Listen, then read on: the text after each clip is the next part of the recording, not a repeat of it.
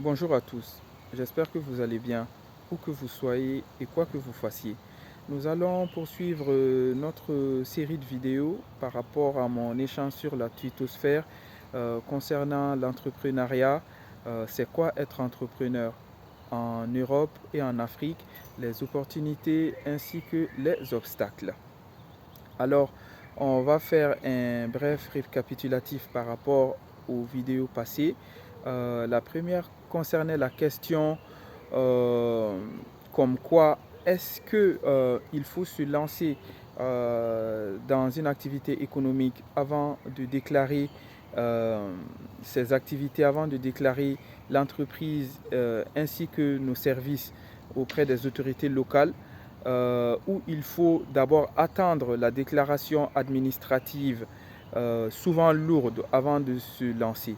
Et donc, nous avons conclu à travers cette vidéo qu'il est souvent mieux de commencer, de s'imprégner du marché, de tâter justement l'écosystème pour voir les tenants, les aboutissants et au fur et à mesure, ne pas hésiter à justement enregistrer son entreprise, à l'immatriculer, voilà, bien après le commencement en fait.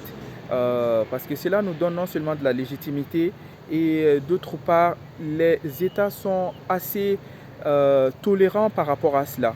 Tant que vous ne faites pas un chiffre d'affaires colossal et en général, les débuts, même si vous gagnez bien, ça reste quand même des revenus modestes. Donc en général, les États sont assez tolérants par rapport à ça. En tout cas, du cas du Mali ou de la France que je connais, je sais que les autorités sont assez tolérantes par rapport à ça. Après, il ne faut pas tarder à déclarer, bien entendu, pour rester quand même conforme à la loi et par souci d'éthique. Alors, la deuxième question concernait elle concernait le souci de la formation et de l'entrepreneuriat. Pour reformuler la question, c'est est-ce qu'il faut être diplômé ou surdiplômé pour se lancer dans l'entrepreneuriat? Et ce que j'avais répondu à cela, c'était qu'en matière d'entrepreneuriat, c'est toujours bien d'avoir un certain bagage intellectuel, au moins savoir lire parfaitement, écrire parfaitement, s'exprimer parfaitement en français.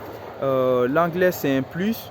Et souvent, nos langues africaines sont également des vecteurs d'avantages sur le milieu entrepreneurial, notamment au Mali. Mais toujours est-il que en termes d'entrepreneuriat et de formation, mieux on en sait, mieux c'est. Mais encore une fois, il y a des gens qui sont naturellement intelligents, qui sont naturellement doués, qui ont une vision et qui savent faire preuve de perspicacité. Et souvent, c'est des gens qui n'ont peut-être pas forcément été à l'école, mais grâce à leur intelligence et à leur éveil, ils peuvent réaliser de grandes choses. Donc, maintenant, la question, c'est est-ce que vous vous connaissez assez, vous? Est-ce que vous connaissez vos forces et vos faiblesses?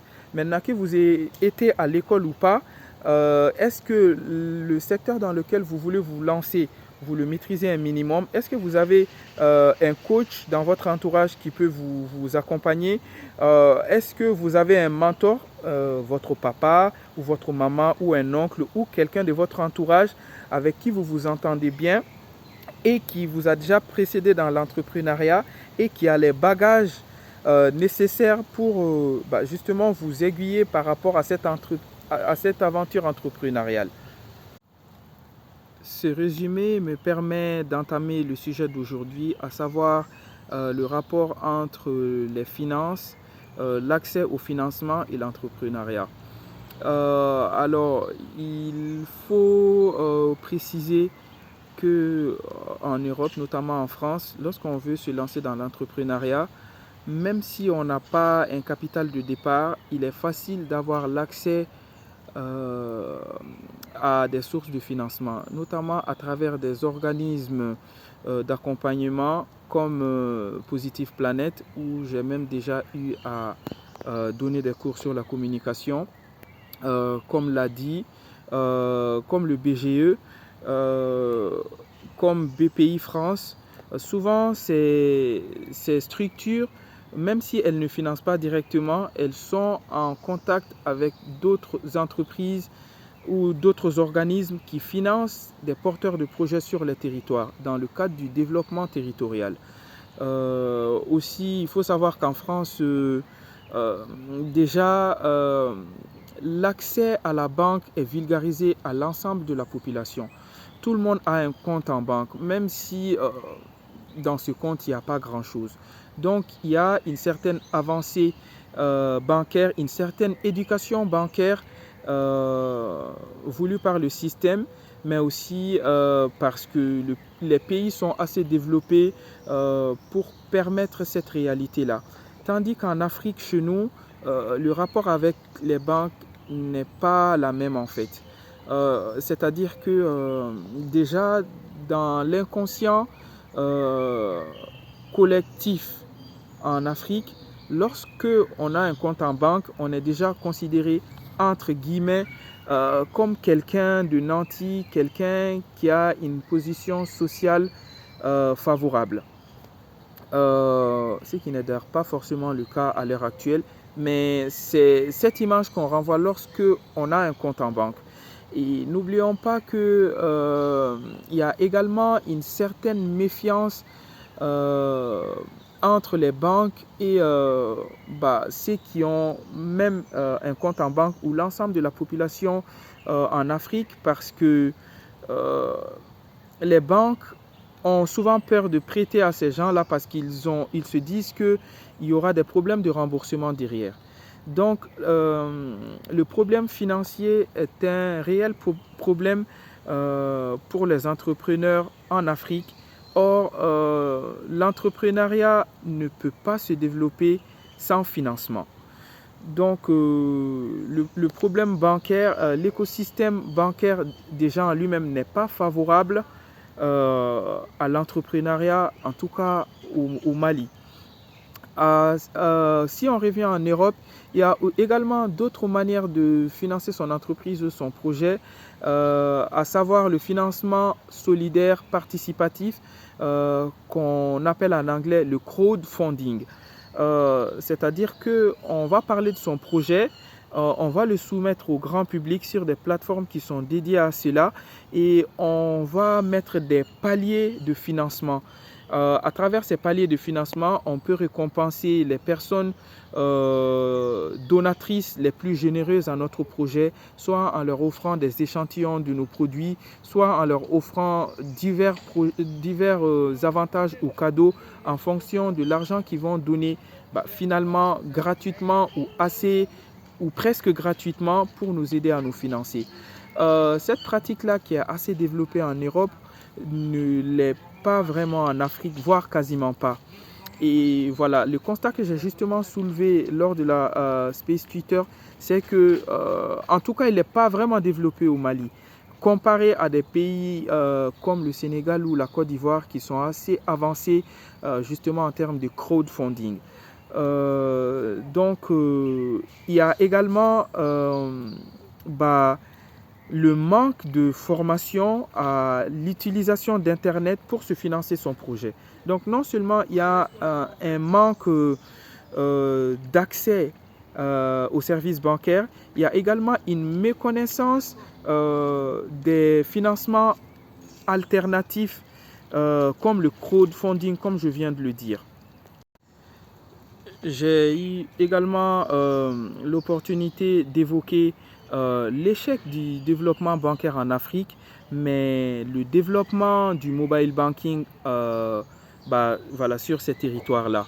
Nous pouvons le remarquer d'ailleurs par le fait qu'en Afrique de l'Ouest en tout cas, on paye de plus en plus nos factures, on réalise de plus en plus nos transactions à travers le mobile banking, qui est finalement un mariage entre le numérique et l'argent, mais de manière, de manière abstraite.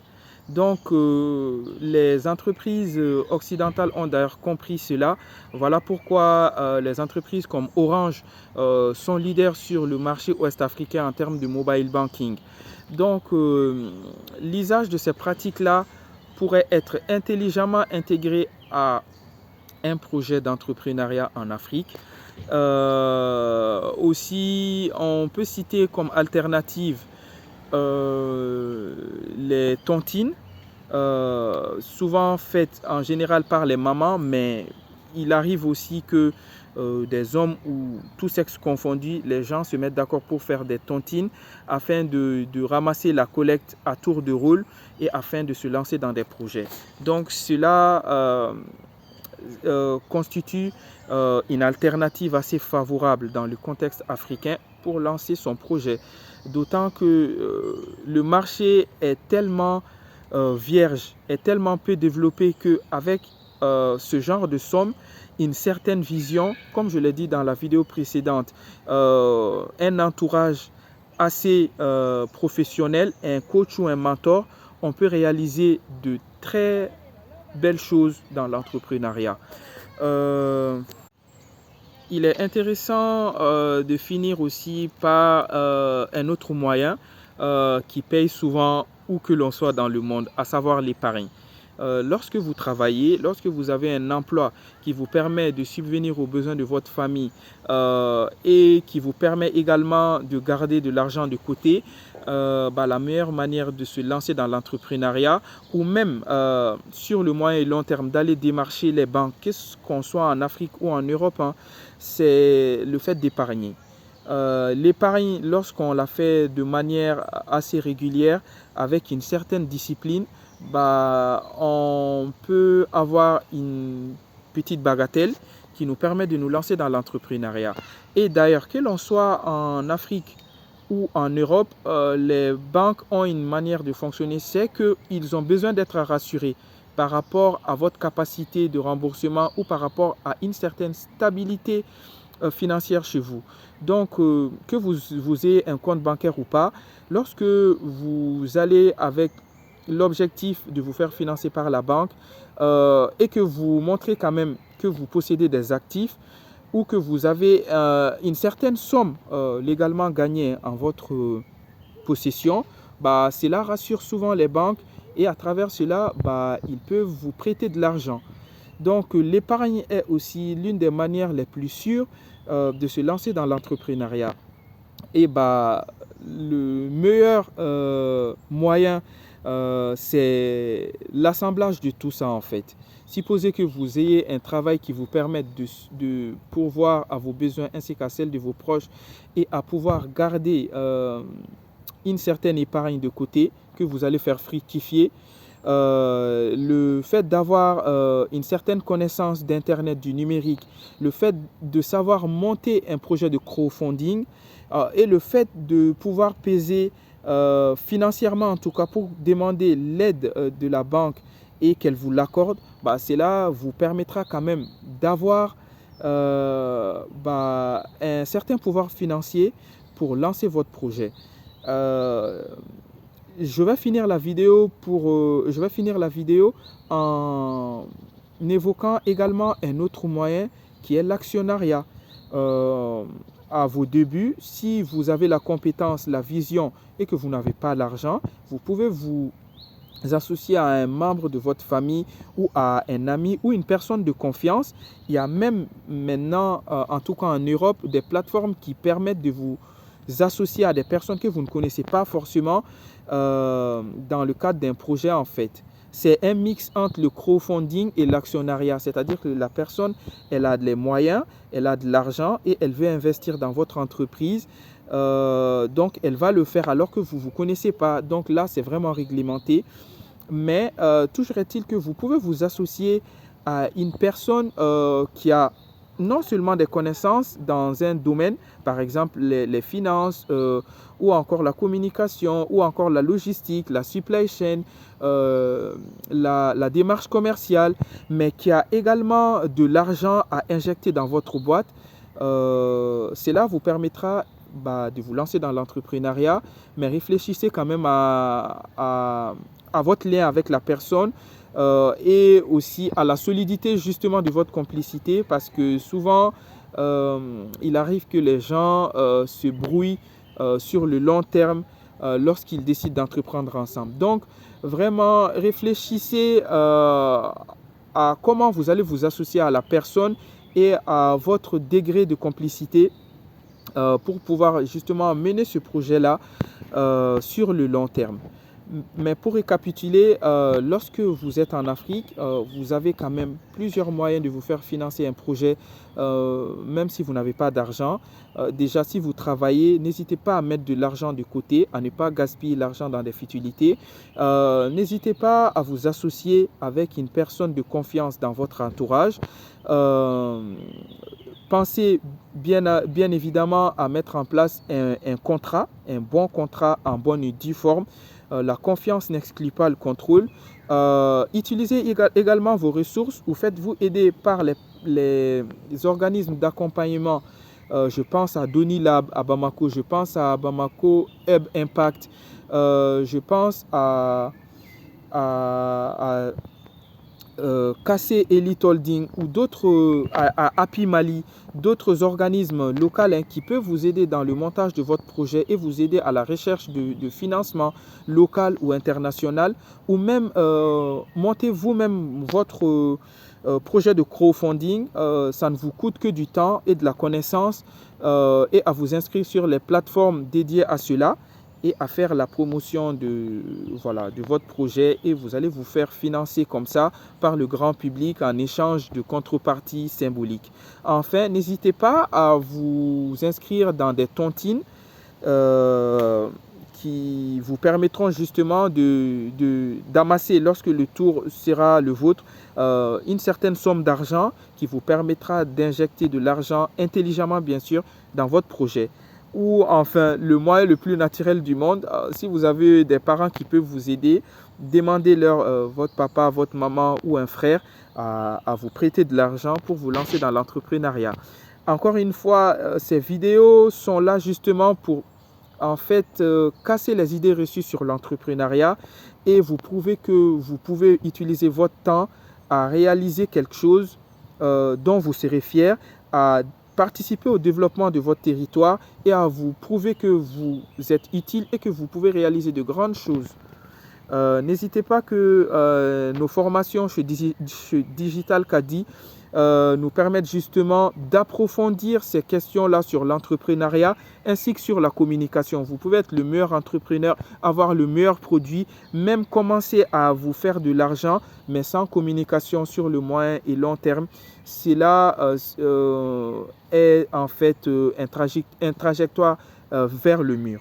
Donc, nos formations sur l'entrepreneuriat et l'utilisation du digital pour promouvoir votre entreprise sont disponibles. Nous les faisons à distance sur Zoom chaque samedi ou dimanche. Donc, si vous êtes intéressé par nos formations, n'hésitez pas à me contacter sur le numéro qui s'affiche sur la vidéo et nous allons vous inscrire à la formation et vous envoyer le lien Zoom en fonction des dates.